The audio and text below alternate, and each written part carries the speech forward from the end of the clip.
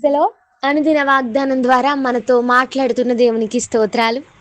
ఆంధ్ర క్రైస్తవ కీర్తనల ద్వారా ఆయన్ను స్తుతించే అవకాశాన్ని దేవుడు మనకు దయచిస్తున్నాడు. మీ ఏకీభావాన్ని బట్టి దేవుని స్తుతిస్తున్నాను. నేటి కీర్తనను ధ్యానిద్దామా? కెరుబూలు సెరుపులు మరి దూతగణములు,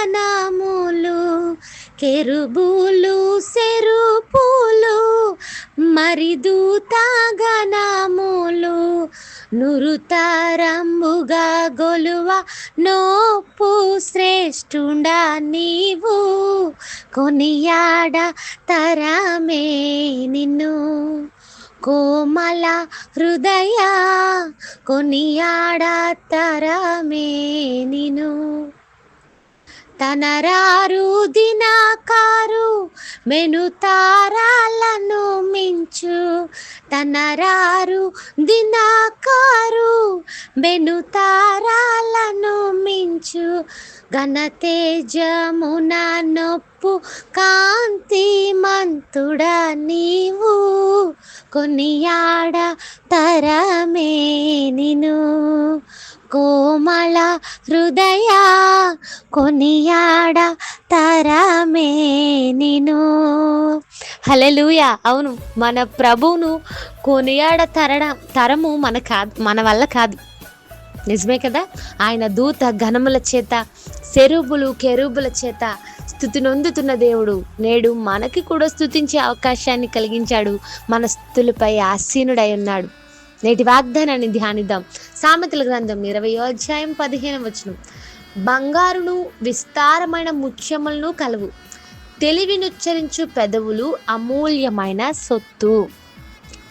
మనము విలువైనవంటే బంగారం, ముత్యాలు, వజ్రాలు, వెండి, ఇంకా డబ్బు ఏవేవో అనుకుంటాం. ఇవన్నీ చాలా విలువైనవిగా మనం భావిస్తాం. నిజమే, అవి భౌతికంగా విలువ కలిగినవి కావచ్చు, వెల పలకొచ్చు. కానీ బైబిల్ చెప్తుంది వాటన్నింటికంటే శ్రేష్టమైనది ఒకటి ఉందట. అదేంటో తెలుసా? తెలివిని ఉచ్చరించే పెదవులు. మనము దేవుని జ్ఞానాన్ని పొందుకుని మన పెదవుల ద్వారా తెలివితో వాటిని వివరించడం వలన, ఉచ్చరించడం వలన బంగారం కన్నా, వెండి కన్నా శ్రేష్టమైన సొత్తును మనము సంపాదించుకుంటాం. మన మాటలు దేవునితో నింపబడినవైతే, ఈరోజు నీ దగ్గర బంగారం లేకపోవచ్చు, వెండి లేకపోవచ్చు, విలువైనవి ఏవి లేకపోవచ్చు, కానీ నీ దేవుణ్ణి ఉచ్చరించే పెదవులు, నీ దేవుని మాటల చేత నింపబడిన పెదవులు నీవు కలిగి ఉంటే, నీ దేవుడు నీ భవిష్యత్తును బంగారమయం చేయగలడు. మన మాటల ద్వారా మన ముందున్న జీవితం ఆనందకరంగా ఉంటుంది. మన జీవితంలో ఆత్మీయ తెలివి లేకపోయినా, ఆత్మీయ జ్ఞానం లేకపోయినా, ఎంత బంగారం ఉన్నా, ఎంత ధనం ఉన్నా, లోకంలో విలువైనవి ఎన్నెన్నో ఉన్నా వృధాయే, వ్యర్థమే. అందుకే ప్రభువా నీ జ్ఞానంతో నన్ను నింపు అని అడిగితే దేవుడు తన జ్ఞానం ద్వారా మన పెదవులను నింపుతాడు. దేవుని మాటలు పలికే పెదవులు నీవు కలిగి ఉంటే, నీ దగ్గర ఏమి లేకపోయినా నీవు ధనవంతుడివే, ధనవంతురాలివే. ఈ లోకంలో ఎవ్వరూ ఉండరు నీ అంత ధనవంతులు. దేవుని మాటలు మన హృదయంలో నింపబడినప్పుడు, హృదయం నిండిన దాన్ని బట్టే నోరు పలుకుతుంది కదా.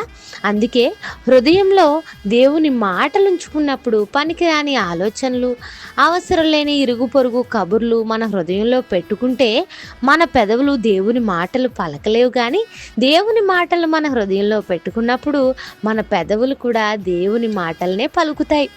సొలొమోను దేవుని జ్ఞానాన్ని కోరుకున్నాడు.